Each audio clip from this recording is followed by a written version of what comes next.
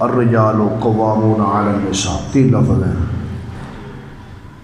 ان کا سادہ سا مفہوم ہے، بالکل مختصر اور سادہ الفاظ کے اندر، مرد عورتوں کے افسر ہیں۔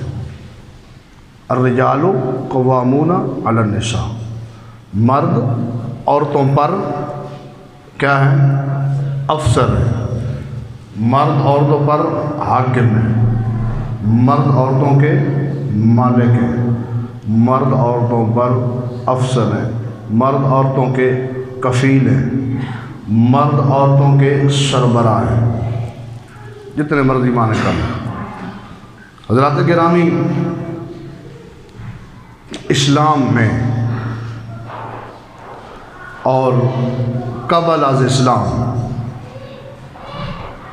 اسی لفظ کا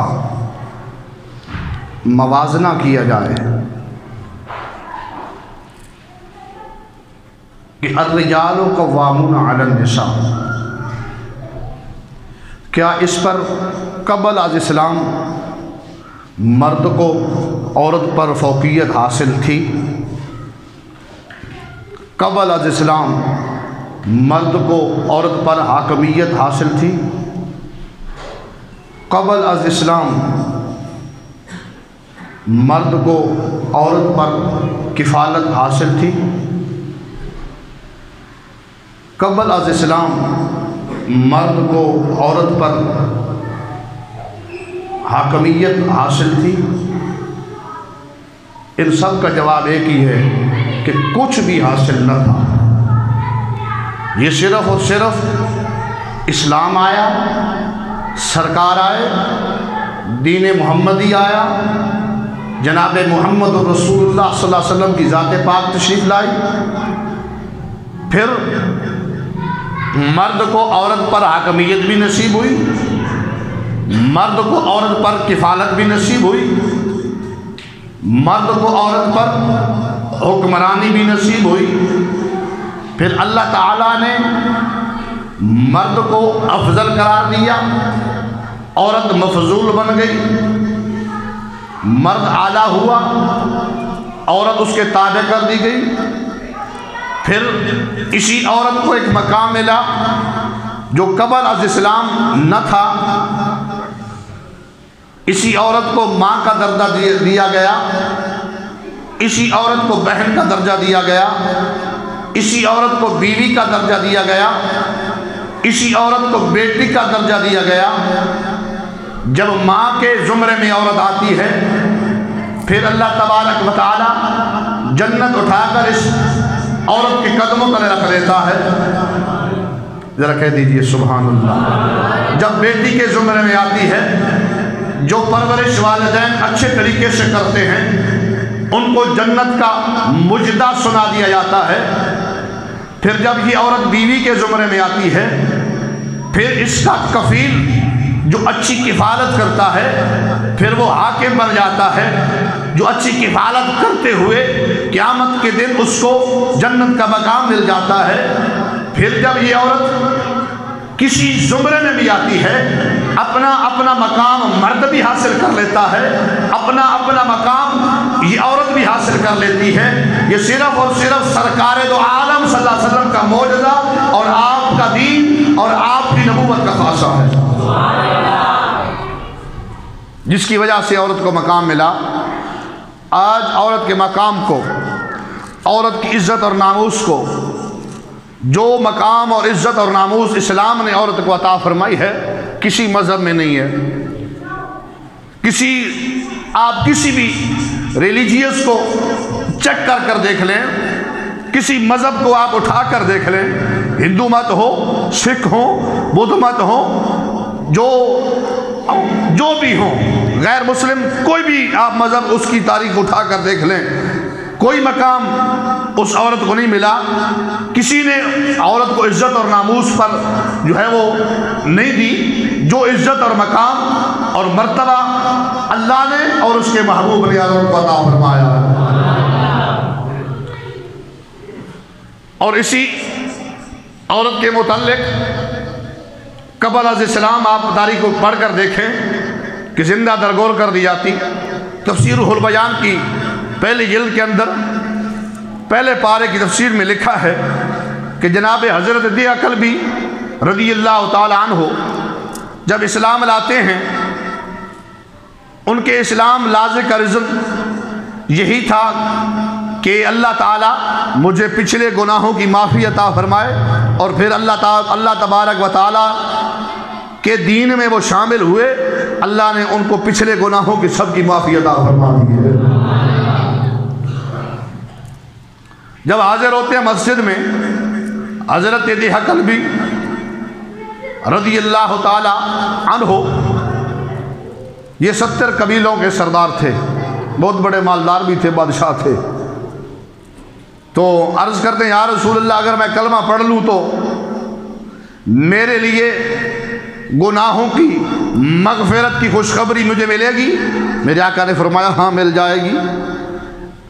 قرآن کا فیصلہ ہے الا من تاب وآمن وعمل صالحا فاولئک یبدل اللہ سیئاتہم حسنات، کہ جو بندہ ایمان لاتا ہے، عمل صالح کرتا ہے، اللہ تعالیٰ اس کے پچھلے گناہوں کو نیکیوں میں تبدیل فرما دیتا ہے۔ اسلام لائے، کلمہ پڑھ لیا، زاروں کے تار رونے لگے۔ میرے آقا نے فرمایا اے دیہا کلبی تمہیں اسلام لانے کی خوشی نہیں ہے؟ تو رو کیوں رہے ہو؟ تو یہاں تو خوشی کا سما ہونا چاہیے، تو رونے کا سما نہیں ہونا چاہیے۔ عرض کرتے یا رسول اللہ میں نے ایسے گناہ بڑے کیے ہیں، اب کلمہ پڑھ چکا ہوں لیکن ایک گناہ میرے دل میں ابھی بھی کھٹکتا ہے۔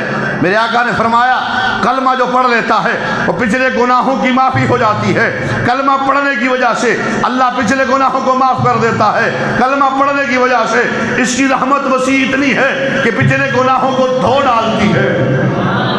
تو تم رو رہے ہو یا رسول اللہ ایک ایسا گناہ ہے جو بیان کرنے سے بھی قاصر ہوں۔ میرے آقا نے فرمایا کیا گناہ ہے؟ بیان کرو اللہ معاف کر دے گا۔ عرض کرتے ہیں یا رسول اللہ صلی اللہ علیہ وسلم میں قبیلے کا چونکہ سردار تھا، 70 قبیلے میرے ماتحت تھے، تو میں نے اپنے ہر قبیلے کی جو بھی بچی پیدا ہوتی اس کو زندہ درگور کر دیتا، یعنی زندہ دفن کر دیتا۔ ہماری یہ غیرت گوارا نہیں کرتی تھی کہ ہماری بچی پھر آگے جائے، اس کا پھر کسی اور کے ساتھ نکاح ہو، یا جس طرح ان کی بھی اپنے معاملات اس کے اصول کے ضوابط کے مطابق جس طرح بچی دوسرے کو دیتے تھے، شریعت اس وقت ہی نہیں ان کی۔ تو آقا صلی اللہ علیہ وسلم نے جب انہوں نے یہ بات بیان کی تو نبی پاک علیہ الصلوۃ والسلام کی بارگاہ میں جبریل امین حاضر ہوئے رب کا پیغام لے کر۔ عرض کرتے یا رسول اللہ اللہ تبارک و تعالیٰ نے دیہا کلبی کا اسلام لانا بھی قبول کر لیا ہے اور ان کو گناہوں کی معافی بھی عطا فرما دی ہے۔ قبل علیہ السلام عورت کا یہ مقام تھا، لیکن جب اسلام آیا پھر اللہ نے اسی عورت کے قدموں کے نیچے اللہ نے جنت رکھ دی ہے۔ آج اگر اس عورت کے مقام اور عزت کو ہم نہ سمجھیں تو یہ ہماری بدبختی ہے، ہماری لا علمی ہے، ہماری جہالت کا ثمرہ ہے۔ لیکن دوستو عورت کا بہت بڑا مقام ہے، عورت کا بہت بڑا مرتبہ ہے۔ عورت کو جو اللہ نے اور اس کے رسول نے مقام عطا کر دیا ہے، اگر ہم اپنے قانون بنائیں کہ عورتوں کے لیے نئے قانون ہونے چاہیے، نہ 1400 سال پہلے عورتوں کے لیے قانون قرآن میں بھی آ گئے ہیں، مصطفیٰ کے فرمان میں بھی آ گئے ہیں۔ کہتی ہے میرا جسم میری مرضی، نہ میری بہن تے میری دھی تے میری بیٹی تے میری ماں، یاد رکھ تیرا جسم تیری مرضی نہیں، تیرا جسم اللہ دی مرضی تے تیرا جسم رسول دی مرضی۔ اچھا کہو سبحان اللہ۔ ہاں جی اسلام نے عورت کو مقام دیا یارا، یہ نوے انگریز سانو مقام عورت نہیں سکھاون گے۔ ہاں جی جڑے نے ماں پیو نو جمع کرا دیتے پیپل ہاؤس نہ اولڈ پیپل ہاؤساں دے وچ، انہاں نو عورت دا مقام کی پتا؟ جڑے ماں نو جمع کرا دیتا چلو جی اولڈ خانے جاؤ جی تساں تھوڑے 90 سال ہو گئے ہن تساں اوتھے جاؤ جڑے تھوڑی زندگی نہ ساڈا تا اسلام آکھدا ہے کہ اگر ماں ہے نا تو صبح اٹھ کے اگر محبت تے پیار نال ایک واری ماں دا چہرہ ویکھ تینوں اللہ حج دا ثواب عطا فرمائے گا۔ اے اسلام نے عورت نو مقام دیتا ہے۔ ہاں جی، اسلام نے نہیں آکھیا کہ تسا ماں پہ اولڈ پیپل ہاؤس سے جمع کرا دیو.